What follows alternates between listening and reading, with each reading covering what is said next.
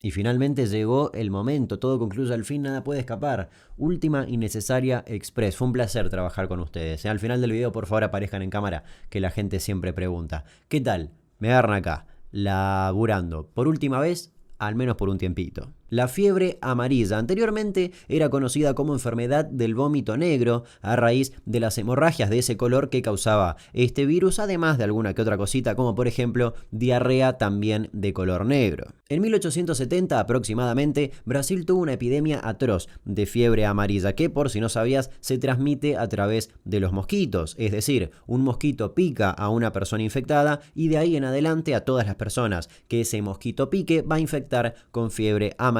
Pero todo eso no se sabía en esa época. A finales de ese año, de 1870, Asunción, en Paraguay, comenzó a tener un brote de fiebre amarilla bastante jodido y Corrientes, la provincia de Argentina, tenía un constante contacto con Asunción porque había un constante intercambio mercantil y económico. El 14 de diciembre de 1870 se detectó el primer caso de fiebre amarilla en Corrientes y si bien se advirtió de eso al gobierno, el gobierno correntino de ese momento priorizó ese intercambio económico y mercantil a la salud de la población e ignoró por completo esos casos. Y en tan solo un par de semanas la enfermedad se salió de control, a tal nivel que la mitad de la población, que según el censo de 1869 era más o menos de 11.218 personas, se fue de la provincia, incluido el gobernador que literalmente huyó. En su lugar quedó un gobernador delegado de apellido Igarzábal y un empleado. El resto de la población que se quedó en Corrientes estaba la gran mayoría entre la vida y la muerte. Y como no había autoridades, insisto, la provincia estaba prácticamente abandonada, un grupo de vecinos se reunió y creó una especie de comisión de salud pública para tomar decisiones administrativas y sanitarias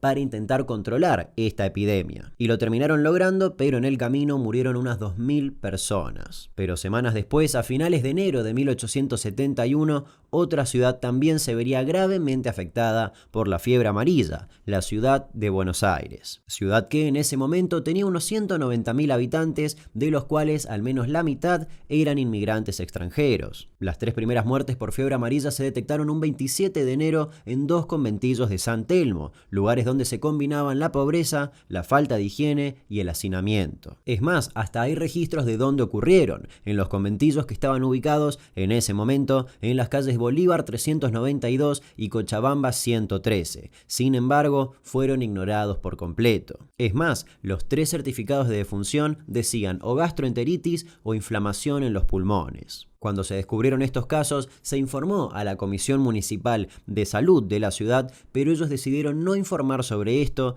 para no alertar a la población. Al mismo tiempo, los diarios de esa época minimizaban por completo esta enfermedad que ya había hecho estragos en Brasil, Asunción e incluso Uruguay. E incluso el presidente de ese momento, Sarmiento, decidió ignorar por completo una advertencia que le habían dado, que era poner en cuarentena los buques que venían de Brasil, un país completamente afectado por la fiebre amarilla. Y los enfermos, día a día, continuaban aumentando. Recién el 7 de febrero Buenos Aires fue declarado como puerto infectado, pero ya era demasiado tarde. Las muertes se habían cuadruplicado y la enfermedad aparecía en cualquier familia sin importar su clase social. Para ese momento las provincias limítrofes con Buenos Aires prohibieron totalmente el ingreso de personas que habitan en Buenos Aires, así como también el ingreso de mercadería proveniente de esa provincia. Las familias más ricas con mayor dinero de San Telmo comenzaron a abandonar sus hogares y sus barrios y comenzaron a trasladarse al norte de la ciudad, fundando de esa manera los barrios más pudientes, si se quiere llamarlos de esa manera,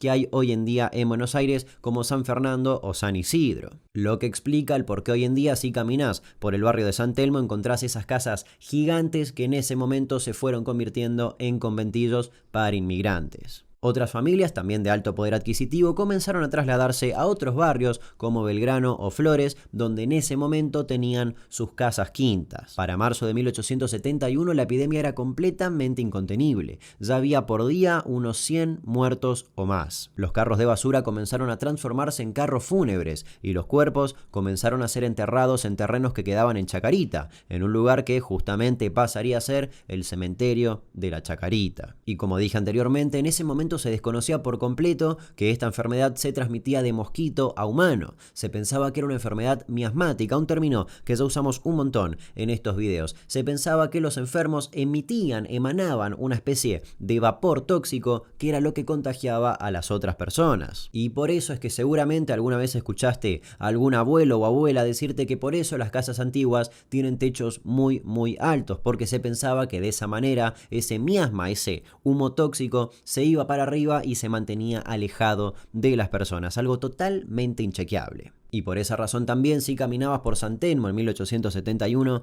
podías ver y oler un humo muy espeso, y era porque la Comisión de Higiene de San Telmo dispuso encender fogatas con madera y alquitrán para desinfectar la atmósfera, algo que claramente no servía para nada, más que para desarrollar algún cancercito de pulmón en alguien. El 14 de marzo de 1871, en una improvisada reunión que se hizo en Plaza de Mayo, se creó la Comisión Popular de Salud Pública, una justamente comisión creada por vecinos de la zona que necesitaban y exigían que se hagan cosas para controlar esta epidemia. El presidente era José Roque Pérez y de esa comisión formaron parte hasta incluso el expresidente Bartolomé Mitre. Y el 19 de marzo, muy pocos días después, el presidente de ese momento, que era Sarmiento, se alejó de la ciudad en el ferrocarril oeste, un tren que tiempo después pasaría a llamarse Tren Sarmiento. Y los medios lo destrozaron, titulaban la noticia como el presidente huyendo. Y siguiendo sus pasos, el vicepresidente también se refugió en una estancia y lo mismo hicieron diputados, senadores, los miembros de la Corte Suprema de Justicia y todo el gabinete de gobierno. Huyeron de la ciudad, incluido todo el clero, después de que hayan muerto unos 49 sacerdotes a causa de la fiebre amarilla. Y debido a la magnitud de la epidemia se ordenó evacuar Buenos Aires. Fue la primera y hasta ahora, y esperemos,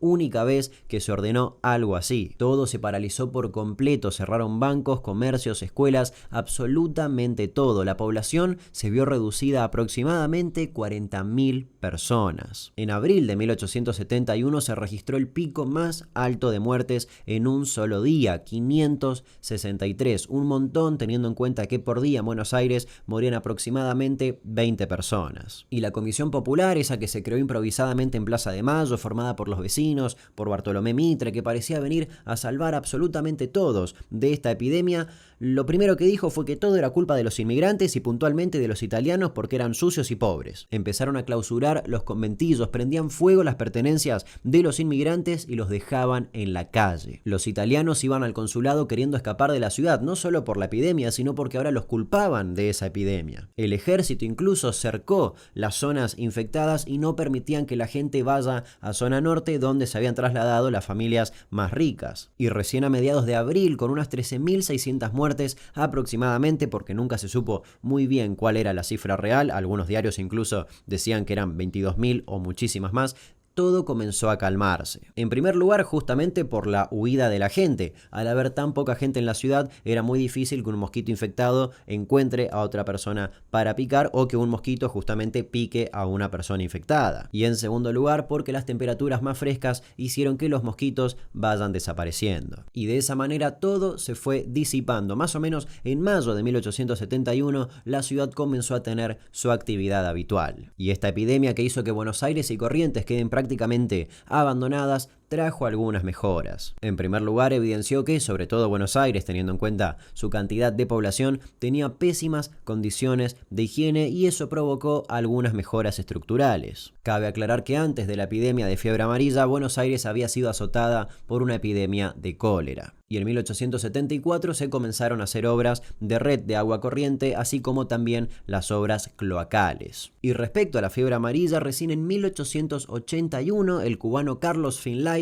se dio cuenta de que en lugares donde no había mosquitos no había fiebre amarilla, por lo que decidió llevar a cabo un pequeño experimento. Cazó mosquitos de zonas donde sí había fiebre amarilla y los llevó cerca de voluntarios que habitaban en zonas donde no había fiebre amarilla. Y de repente había casos también en ese lugar. Y si bien eso ahora nos parece algo completamente obvio, en ese momento era una locura y era justamente un descubrimiento científico. Pero a pesar de eso, nadie escuchó a Carlos. Es más, lo trataban de loco por decir que los mosquitos podían transmitir enfermedades. Tuvieron que pasar 20 años para que otro científico, esta vez uno estadounidense, repita exactamente el mismo experimento y llega exactamente a las mismas conclusiones. El mosquito transmite la fiebre amarilla. Y recién ahí se empezó a tomar en serio este temita de que los mosquitos matan un montón de gente. Hoy en día, y por suerte ya hace unos 70 años, hay una vacuna contra la fiebre amarilla y dato de color, su descubridor, Max Taylor, fue la primera persona en recibir un premio Nobel por descubrir una vacuna. Y otro dato de color es que todo esto de la epidemia inspiró al pintor uruguayo Juan Manuel Blanes para hacer la obra Un episodio de la fiebre amarilla en Buenos Aires, donde se ve a una mujer muerta en el piso y a un bebé intentando amamantarse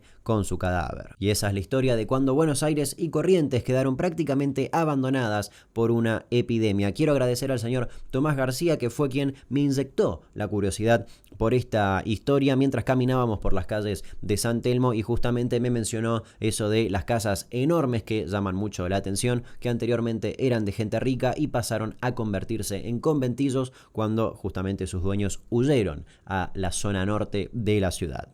Y no me voy a poner a repetir todo porque sería contar lo que conté hace minutos. Y esta es la última y necesaria Express, al menos por unos meses. Desconozco qué va a pasar más adelante, pero por lo pronto, en una semana, vas a tener en este canal un video mucho más detallado al respecto. Así que te invito a esperar una semana y ver ese video. Y si estás viendo este video muchos días, meses o años después de su estreno, entra y revisa el canal, que ese video ya debe estar subido. Te estoy hablando desde el futuro. Nos reencontramos en el siguiente video. Te invito a dejar un like, un comentario, a suscribirte a este canal y activar la campanita para recibir una notificación cada vez que subo un nuevo video. Hasta luego y vacúnense, no sean imbéciles.